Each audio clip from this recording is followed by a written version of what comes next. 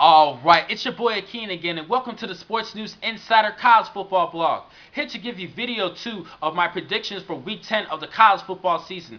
For this video, I'm going to break down the game of the year. LSU number 1 against number 2 Alabama at Tuscaloosa. This is going to be a tough matchup and an interesting matchup between two of the best defenses in the college football. Both these defenses are great, stacked with a lot of great players who can make it to the NFL in the next couple of seasons. This is going to be a great game. For this video, I'm going to give you the tail of the tape for this key matchup, and I'm going to break down each position and give you who's going to have the advantage over one another. Starting at the quarterback position between A.J. McCarron and Jarrett Lee. Also, I need to include Jordan Jefferson for LSU, and I'm going to have to give the edge at the quarterback position to LSU because of the addition of Jordan Jefferson. He's a more mobile quarterback compared to the three I just named. Jarrett Lee is a great passer who's actually having a better passing efficiency than A.J. McCarron.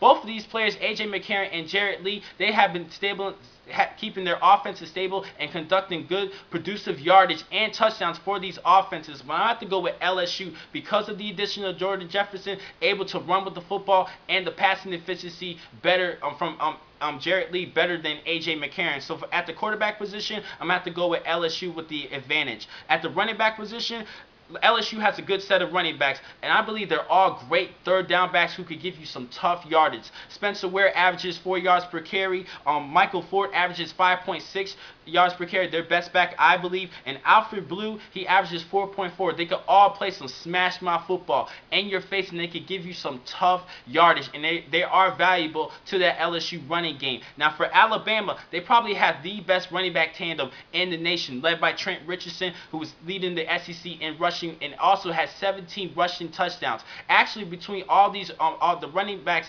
for the top running backs for Alabama, they all combined for 25 touchdowns rushing combined. Eddie Lacy averages 8 yards per carry, as well Jelston Fowler averages 7 yards per carry. All these backs combined average over 7 yards per carry, and they're all home run threats every time they touch the football. I'm going to have to go with Alabama with the edge over LSU in the running back core because they have probably the best running back tandem in the nation with Eddie Lacy and Trent Richardson, also with a good third down back and Jelston Fowler. Over 7 yards per carry, need I say more? I have to stick with Alabama. Going into the receiver position, both these receiving cores are pretty even, but I'm going to have to go with LSU because they have a better deep ball threat with Ruben Randall, who has over 600 yards receiving and 7 touchdowns. Overall, as a receiving core, LSU has more receiving touchdowns than Alabama, but Alabama do have more receiving yardage, and that's why I had a pretty hard time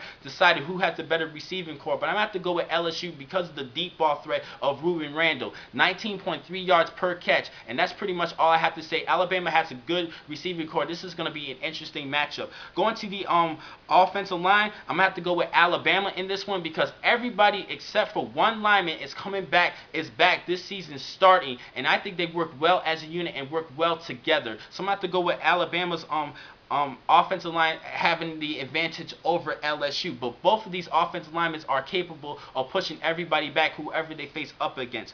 Going into the D line, I'm gonna have to go with LSU. They are stacked 8 deep in rotation for that defensive lineman with Benny Logans, Montgomery, Anthony Johnson, Michael Brockers, and they have a couple of freshmen that they use. They put into the rotation and change the style and wreak havoc in that line of scrimmage. So I'm gonna have to go with LSU's defensive line because of their rotation and their depth over Alabama. Going into the linebacking core, this is pretty easy for me. Alabama, obviously, they probably have the best linebacker in college football in Dante Hightower. Plus, Courtney Upshaw is a great rush outside linebacker. Both these linebackers are capable of rushing the passer as well as controlling the run. And going back to that D-line for Alabama, I'm not going to diss Alabama's defensive line, but it's really the linebackers who has been controlling that line of scrimmage and that front seven. And that's why I have to give the defensive, that's another reason why I have to give LSU the defensive line edge over Alabama. But for the linebacking core, definitely Alabama.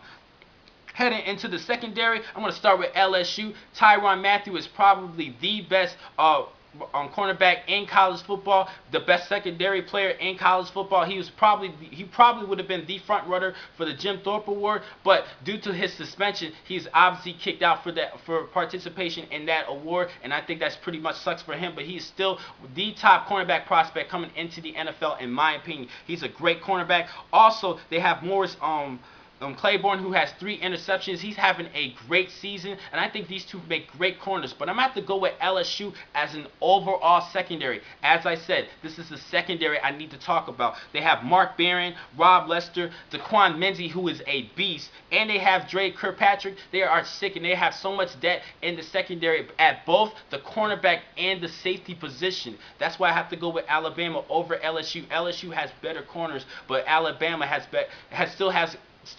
Alabama still has great corners that can compare to LSU, but Alabama has the better safeties, and that's the overall secondary, so I'm going to have to go with Alabama. Heading into the special teams, I'm going to go with LSU in this one because they have a great punt in the attack. They have a good punter. Also, the punter scored in a touchdown against Florida. That's pretty much said they could do some trick plays, and I think they could work well against Alabama in this key matchup. Now, I got to head to the coaching and give you who has the better coaching advantage. I'm going to go with Nick Saban over Les Miles because Nick Saban is a little bit older. He has more experience. Plus, he won 2 national championships, one with LSU. But LSU head coach Les Miles did win a national championship, but he won that national championship with 2 losses, and he won that championship with Nick Saban's recruits. With that being said, I have to go with Nick Saban over LSU's Les Miles, but this is going to be a great matchup. Now, the key matchup for this game is between that defensive line